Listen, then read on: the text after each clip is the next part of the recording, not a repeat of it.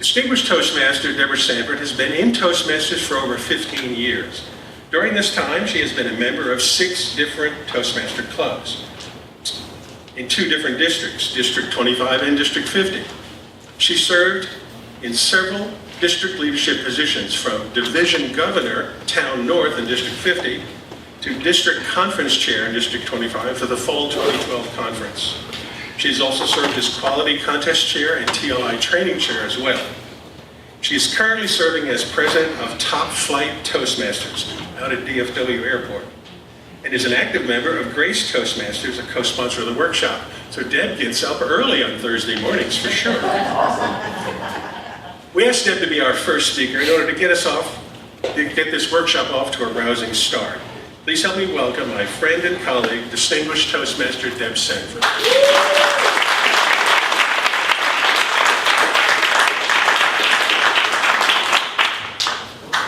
Good morning. Good morning. Welcome, Toastmasters. I'm excited to be here today. Are you excited? Yes. Did you bring your toolbox? Yes. Yeah. You did? You did? You see? Yeah. Okay. Well, we have some tools for you to use. Do you have anything like this in your toolbox?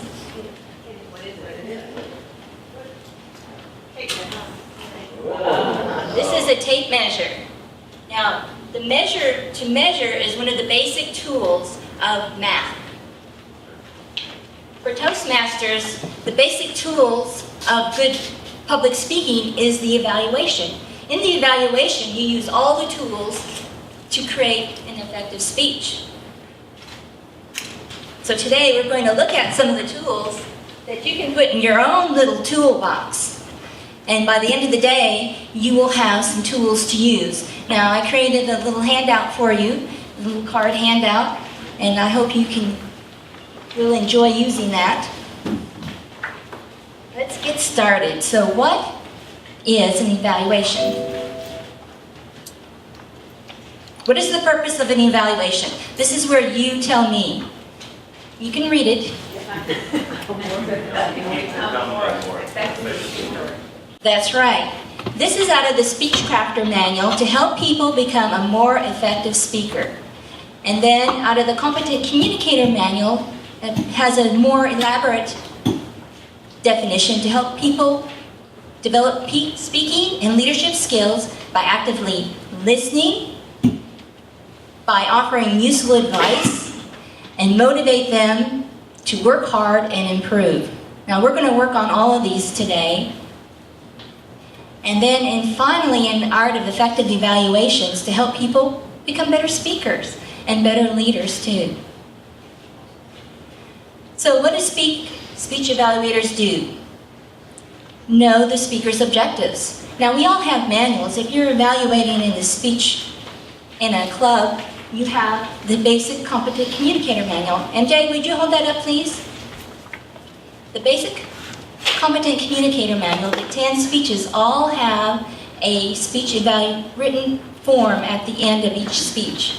You should be familiar with that. If you're asked to evaluate somebody in a club, review what the project speech has them do. What are the objectives? If you do not have a speech manual, there are other manual forms that you can obtain. If your club is efficient, and they should have some blank manual forms that you can obtain off of the website. Now, in your handout, there are some manual forms that I pulled off the website. You can actually pull off all the Competent Communicator speech evaluation forms. And there are also standard forms that TLI, you can receive at TLI. Toastmasters International has some standard forms. All these are excellent forms. And they all are a little bit different. There's one in there from a speech champion from out east that is very effective, I thought. You take a look at that. But we're not going to be talking about the written evaluation. What we're going to concentrate is the 2 to 3 minute oral presentation. The oral evaluation is actually an impromptu speech on its own. It is your opportunity to demonstrate your own speaking skill, where you identify strengths and areas for improvement for the speaker. Not only that, but you use tools and structure to make your speech an effective speech. So that's what we're going to be talking about. That's what you should have in your toolbox. What do speech evaluators do not do? Do not stand up here and read the answers from your written evaluation. You don't have time. In 2 to 3 minutes, there is not time to answer all those questions to start out with. But this is your speech. Do not get up here and reiterate the speaker's speech. The audience has already heard that. They want to hear from you. Right. And lastly, do not criticize or evaluate content. Boy, believe me, you do not want to do that. The last time I competed in a speech evaluation contest, I totally forgot. I got so involved with the speech, I started talking about her content, totally forgot to evaluate her. That was a big failure. Don't do that. So what can you have in your toolbox?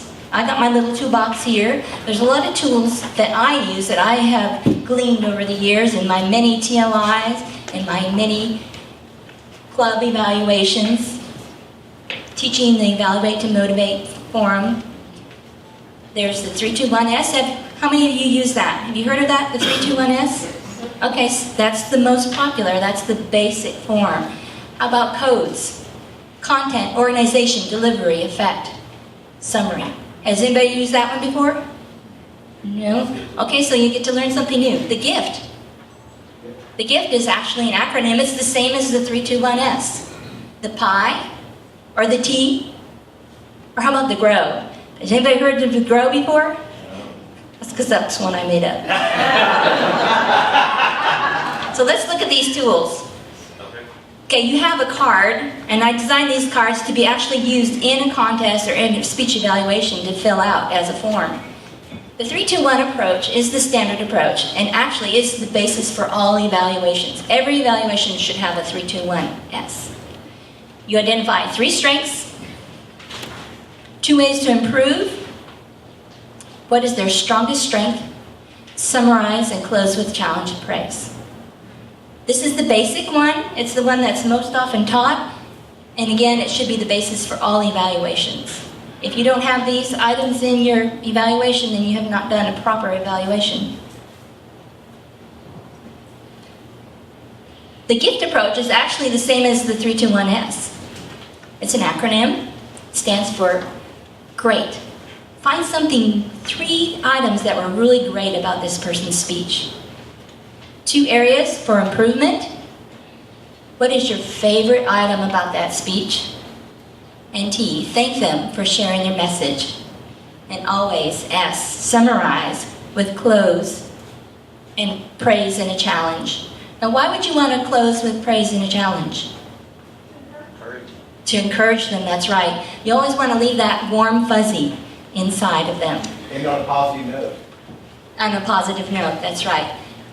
The 3-2-1 or the GIFT approach is often called the sandwich method, which is the same idea. You start out with positive encouragement, you give them some meat, which is your areas for improvement, and you close with positive praise and encouragement, the sandwich message. Now the code has been around for a long time. Some of you have heard of it before. It stands for Content, Organization, Delivery, and Effect. And I put an S on it because we always want to summarize. Now think about, when would you want to know about the content and organization of the speech? What kind of speech would that fit? What's that? Second season content, organize your speech. Organize your speech. If someone was doing a practice speech for something they were going to be delivering to a work group or something along those lines. Yeah. Technical speeches. Right. If you're giving a technical speech, you want to know, was my content on target? Was I organized? Did my delivery reach the people I was trying to reach? What kind of effect did my speech have? This is a very effective tool for advanced speakers or technical speeches. Engineers love it. Right, Lawrence? Where's Lawrence? I saw, I heard, I felt. This is actually very old too. In fact, this is the one when you go out to Toastmasters International that you'll see on their website. I saw you when you came up here. I wasn't sure what you were going to do, but you were so professional and you were so polished. But when you opened your mouth and started to speak, your story reached out and caught me. It was a hook. I heard you use rhetorical devices. I heard you speak in a well-organized way, and I felt encouraged. I felt educated and learned. This is a very effective organization for your evaluation, but it's kind of difficult too, because where are you going to put the 3, 2, 1? You're going to have 3 areas of greatness, 2 areas of improvement, your favorite part, and always summarize and praise.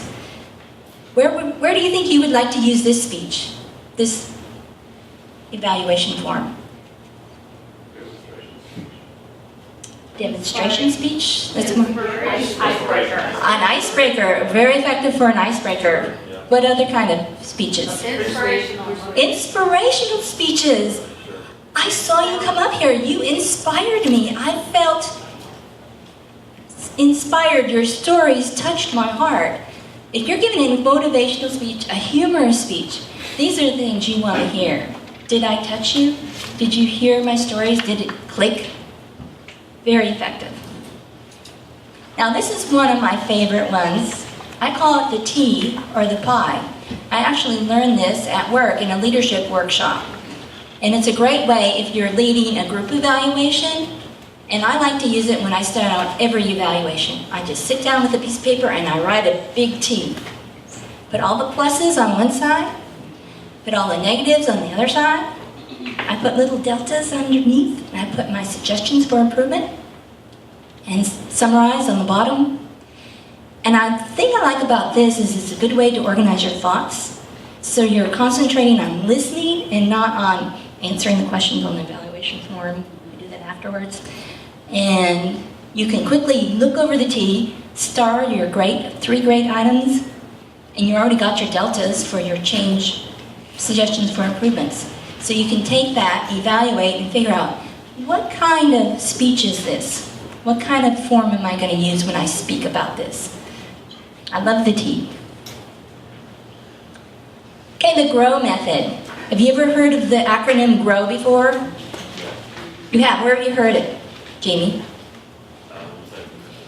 Where did you hear it? A few minutes ago. A few minutes ago. Okay. I actually, very good. I stole this idea, well, I borrowed it from Inside Out training. Acronym stands for goal. What was the goal or purpose of this speech? R, reality. What did they really accomplish? Where are there opportunities for growth?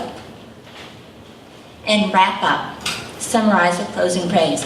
I really like this method. I had attended the Inside Out training at work. It was the day I actually heard Mark Fenner give his first icebreaker speech in our club over at Flower Mound Toastmasters. How many of you heard Mark Fenner's championship speech last year when he competed in the... Chuck heard it, okay. I was rather embarrassed when he talked about my evaluation. But it was very surprising to me because it's the first time I used this GROW method. Because when he got up here and gave his icebreaker, he was really, really nervous. He not only introduced himself to the club, but something happened. His goal was to introduce us, but in reality, he inspired us. He started out giving us speech number 1 and ended up giving us speech number 10. And he made me grow. And this acronym just fit the speech to the T. I got up here. Mark, you got up here, you were going to introduce us to the club, but in reality, you inspired us. You lifted us to a new plane of thought. Let me tell you 3 great things you really accomplished. Boom, boom, boom, 3 great things. You have some opportunities for growth. You were a little nervous, I noticed. You'll get over that. It just takes practice. And 2, you didn't know where to put your hands. We all get into that fake leaf pose. Just let your hands relax. In wrap up, I'd like to say you really made me grow today. You had reality, you inspired me. You had 3 great things, just worked on these opportunities for growth, and you got a great speech, and you're going to be a professional one day. And what do you know? He is. I just paid $35 to listen to him speak last week. Okay. Yeah, right. Really? Okay. Now those are some tools to use, but don't get caught in the trap of getting so hung up on your style or your format that you forget the basics. And what are the basics? These are the tools you find out in your manual. In your Competent Communicator manual, don't forget to address their objectives in your speech. Don't forget the organization, body, conclusion. Identify the speech's purpose. This can help you figure out which kind of tool you're going to use to give your evaluation. Is it a speech to inform? Is it a speech to persuade? How about, are they trying to get me inspired? Did they really inspire me? Or did they just want to entertain me? That's important to know. And also, don't forget to cover the basics. I had to laugh because just recently we had a brand new member of our club, and he gave an icebreaker, and I got really, okay, I'm practicing my evaluations, and I'm gonna do this really complicated, really fun little structure. And I gave 3, 2, 1, put it in a cute little acronym, talked about the gift he gave us. And then the general evaluator got up, who was another brand new Toastmaster, and he said, "You had great eye contact." I forgot to mention he had great eye contact. Eye contact, vocal variety, these are the basics. Don't forget to use them, especially with brand new Toastmasters. And in your club, you want to touch on all these because not only you are evaluating the person who spoke, what else are you doing? You're educating the club. You're educating the club, exactly right. You want to educate the club. Every evaluation is an opportunity for us to grow. So you want to cover those very few basics. So I want to talk a little bit about other tools. Have you ever heard of the acronym SCREAM? Jamie knows that. Yes, just now. Actually, I learned it from Randall Harvey, World Championship speaker. He came to our conference a couple years ago in D25, and I had the opportunity to have lunch with him. Actually, I bought his CD, and that's where I heard it. For the first time, that is where I heard it. This acronym stands for those little rhetorical devices. So have you done the Competent Communicator Manual? Who's completed their Competent Communicator Manual? Have you done speech number 4? Have you read speech number 4? That's where you learn about using rhetorical devices. It's one of the very basic tools that we use and learn first in Toastmasters. Simile. Did the speaker use similes? Did they compare two objects? Did they put that into their speech? C. Compare and contrast. Did they use comparing and contrasting in their stories? Rhyming. If you've done the reader's manual, interpreter's manual, I used one of the speeches, green eggs and ham, for my interpretive reading. Rhyming is a very effective way to capture your audience. Echoes, alliteration, metaphors. I encourage you to take these out and become familiar with these rhetorical devices. Metaphors is one of the most common and used. Alliteration is a lot of fun because that is repeating the initial in several words in a row. The hallowed halls of Hogwarts to protect, preserve the peace. Using this alliteration, what this acronym screaming does is when you're telling a story and you use these rhetorical devices, you're reaching your audience on a different level, a subconscious level. And what it does is it actually grabs your audience and puts them in the story. An effective speaker will use rhetorical devices, and if your speaker uses these, recognize it. Not only does it encourage them, but it also instructs your club and the audience. Yes? Is echo just kind of repeating what they said in a different way? Is that what echo is? Echo would be like a chant. Repeating a phrase, a chant, using the same phrase over and over again. I have a dream. That is an excellent example of echo. In your handout, there are some examples of these different rhetorical devices. We don't have a lot of time to go into this, but feel free to use your handouts and on the resource page and on the Evaluators Workshop website. These tools are out there so you can download them and look at them and study them. And again, go ahead and read your manual, your CC manual number 4. It has some good explanations of these rhetorical devices. So in summary, let's just kind of go over the tools again. 3-2-1, or the sandwich approach, 3-2-1-S, you would want to use, when would you use it? Always. Always, that's right, you said always. All right, you get a star. 3-2-1 is the basics framework for any evaluation. You always want to do the 3-2-1. There's the simple 3-2-1, there's the gift, which is the same as 3-2-1, tell them 3 great things, 2 areas of improvements, your 1 favorite thing, and thank them, wrap up and summarize. The code, when would you want to use the code? Technical speech, that's right. Talk about their content, their organization, delivery, and effect. But again, you need to put your 3-2-1 in that code somewhere, and you've got to figure out where to put your 3-2-1. Where would you want to use saw, heard, felt? Inspirational speeches, icebreakers, humor speeches. Tell them how they touched you. They want to hear that.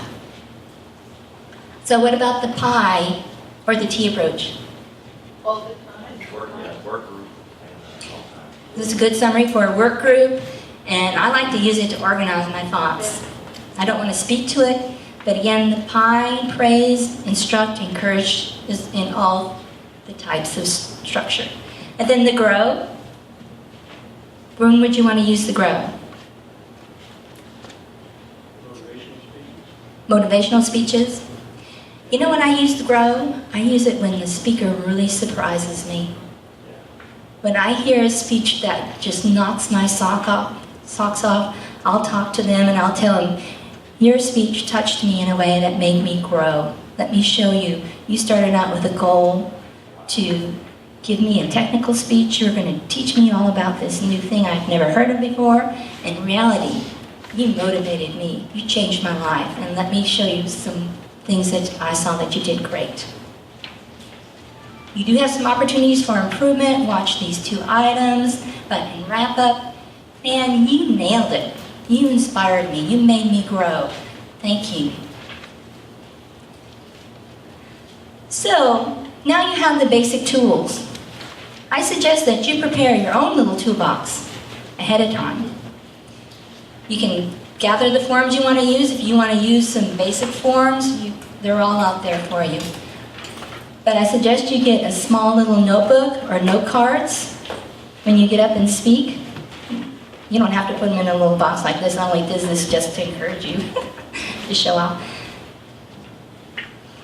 Use the T or the pie just to organize your thoughts.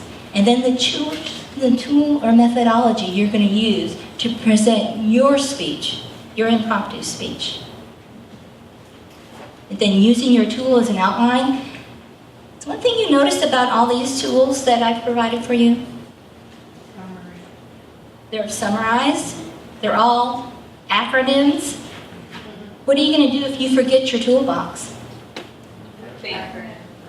Remember the acronym, right? Your toolbox is up here. That's why I put all these in cute little acronyms for you. Actually, I stole them from other people.